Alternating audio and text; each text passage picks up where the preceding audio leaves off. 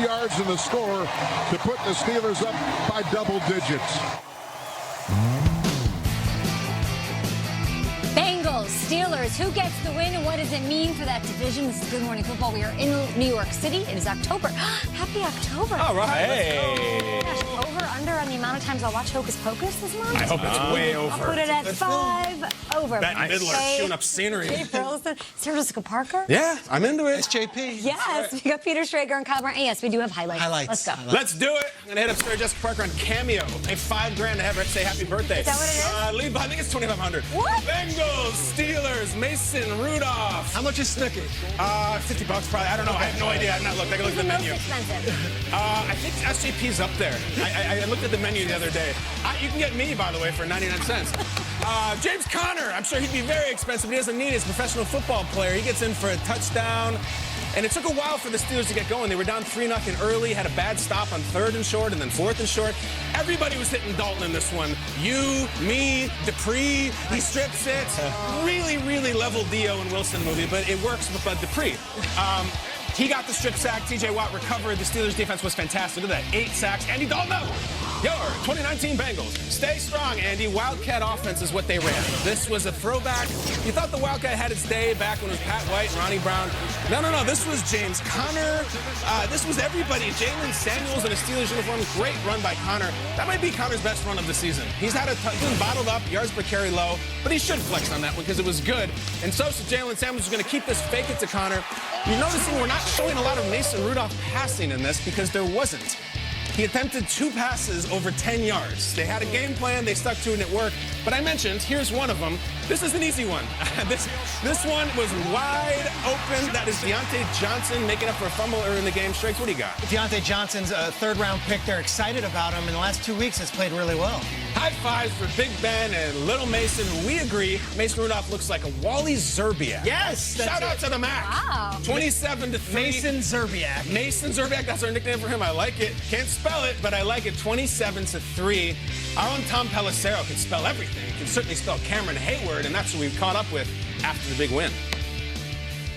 Hopefully it jumpstarts us. We got AFC North football next week, but we took care of business this week. You had 9 first-round picks on that defense. You hadn't played like it to this point. Right. To pressure Andy Dalton like that, how do you keep that going? Just keep communicating and just keep working. We're all just learning each other and just keep growing. We know it's early out in the season, but we just got to continue to keep getting better. Too early to look at the standings, but all of a sudden you're a game out of first place in the division. What do you have to do next week against the Ravens to keep this thing going in the right direction? Not worry about our standings. Understand that if we take care of business, we don't have to look around. We know we haven't played well in September, but let's just keep building on this win. One of my favorite guys. Love Cam Hayward. And guys, take a look at the Steelers defense. The first 3 weeks compared to last night, Steelers had 6 sacks in their first 3 games. They had 8 last night against Andy Dalton. Yikes. That is a career high for Andy. Let's talk about the State of the Union. Okay. For the Steelers. We came in this morning and we're talking highlights, the strengths, the weaknesses, and I'm just like, who are the Steelers? What are they about? And are we buying into them? A quarter of the season's done, Triggs. Yeah, look, they won 27-3, so you look at the numbers and you say, okay, well, that was a dominant win. And then you say, all right, but they're 1-3. But I'll tell you this, the last 2 weeks, that defense caused 5 turnovers against the 49ers. Yesterday it held a Andy Dalton offense. You can roll your eyes all you want. Zach Taylor was hired to be an offensive genius for the Bengals and to light that spark. And they absolutely dominated.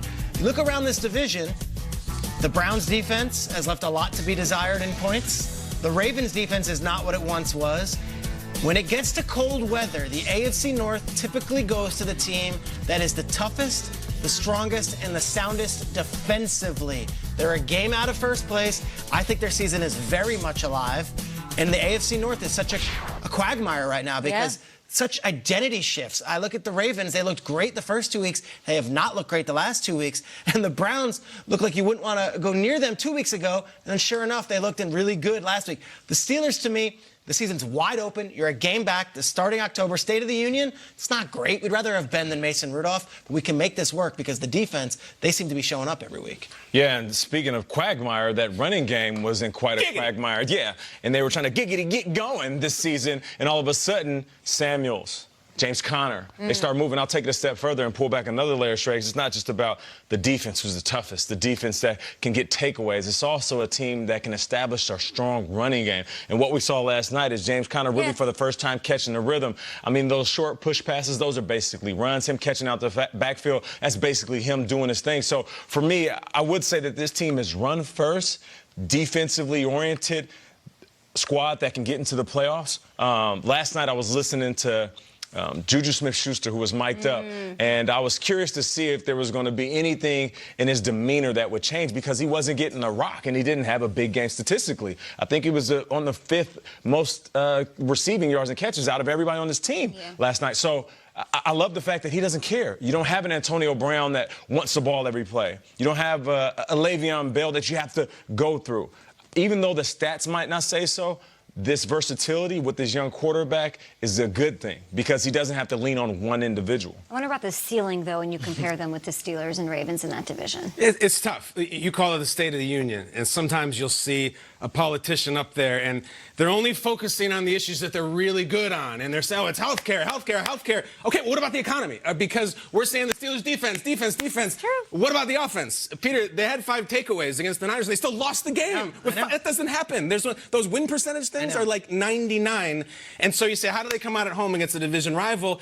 I don't know what to say about Mason Rudolph at that game because I don't really think that we saw him. I don't know if they were protecting him or they just saw something in the Bengals that said, let's run the Wildcat 50 times. I don't see a high ceiling right now on the offense, and you're not going to win the AFC North by playing great defense and dinky-dunk passes. Like, we got to see some passing game, guys. We're missing AB and Le'Veon a lot, and Ben. The truth of the matter is, Ben Roethlisberger threw more passes last year than any other quarterback in the NFL. I think he led the year.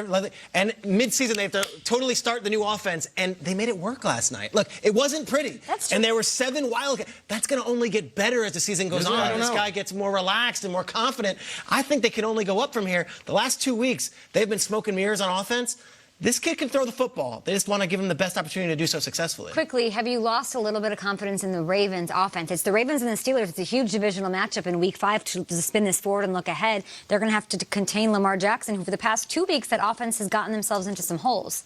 I'm not as concerned with the offense as I am with the defense, which is crazy, knowing what the Baltimore Ravens have been. Their defense, Nick Chubb is still running up and down that field right now. That was bad on Sunday. We'll get into that one. Now, let's switch conferences to undefeated NFC teams. The Rams and the Cowboys both took losses, and they were both exposed. We learned some things about them, some vulnerabilities. Now, this conference, the NFC seems to be wide open. Is there a team, looking at the schedule, we schedule guy for Week 5, we're here, who can make a statement?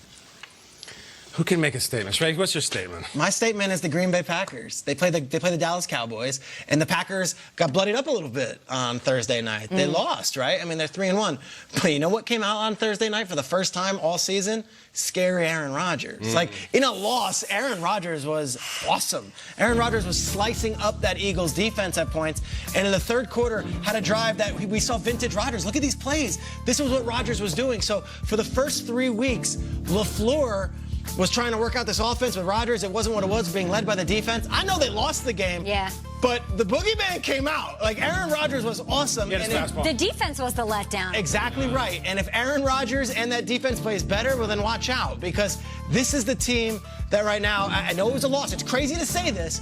I got really excited about the Packers offense when Rodgers was moving and shaking a little bit like the Aaron Rodgers of old. He's still in there, and he was out on Thursday night. What happens the rest of the way? Watch out, league. It's Cowboys this week. Good defense. In Dallas. We'll see. Yeah, which team can make a statement? How about the Bucks over the Saints? You know, the Bucks coming off a really good game, the Saints at home. This game right here could change the perspective on how we see both of these squads. They play the Saints tough. The Saints are playing phenomenal right now. Let's just call it what it is. I mean, with Drew Brees being out, Teddy Bridgewater saying, I got this, the team rallying around him, and Sean Payton doing his thing.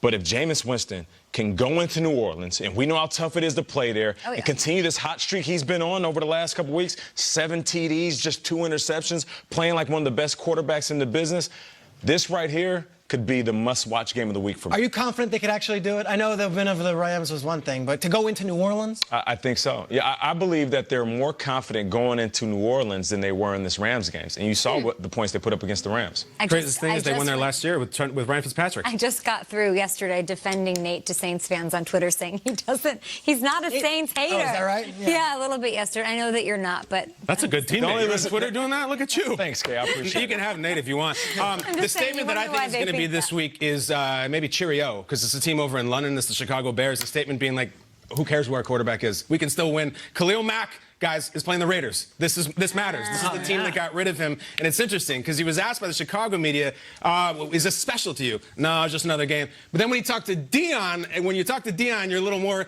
prone to be honest. He said, yes, I'm looking at this one a lot. He's also going to be looking at a 6'8", 380-pound tackle named Trent Brown for the Raiders. This is not going to be the Vikings repeat. But if the Bears go over there and they wax the Raiders, we're coming off a really good win with Chase Daniel. It's like, we can win with anybody. This defense is that good. I'm watching Raiders, Bears in London. We're watching the Chiefs always. Must-watch television, whatever Patrick Mahomes is doing. I know that he looks different from like a confidence standpoint, but is he actually better than he was last year on the field, guys? We'll talk analytics after this. Analytics meets Bachelor? Hey! Is that what's happening? It's a wild resume this guy has. Analyze that fantasy suite. And can you trust Jacoby Brissett if you need to